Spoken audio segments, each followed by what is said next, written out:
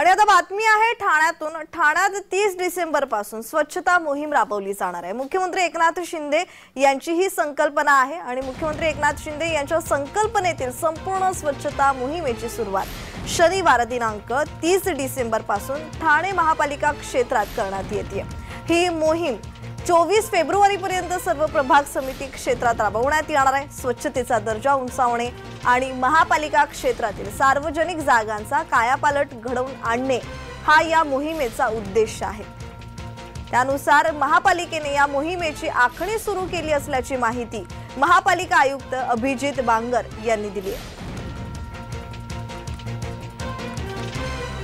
ठाण्यातही 30 डिसेंबर पासून स्वच्छता मोहीम राबवली जाणार आहे। मुख्यमंत्री एकनाथ शिंदे यांच्या संकल्पनेतून ही मोहीम राबवली जाते। मुंबईतही स्वच्छता मोहीम राबवण्यात आलेली आहे। मुख्यमंत्री एकनाथ शिंदे यांच्या संकल्पनेतील संपूर्ण स्वच्छता मोहिमेची सुरुवात शनिवार दिनांक 30 डिसेंबर पासून ठाणे महापालिका क्षेत्रात करण्यात येते।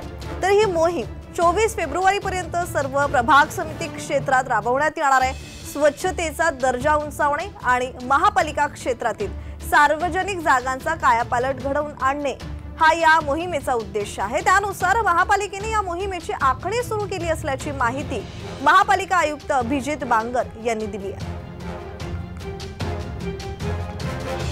तर या संदर्भात अधिकची माहिती देत आहेत आमचे प्रतिनिधी कुणाल भोईटे। कुणाल, ठाण्यात मुंबईप्रमाणे 30 डिसेंबर पासून स्वच्छता मोहीम राबवण्यात येणार आहे, या संदर्भात ताजा तपशील।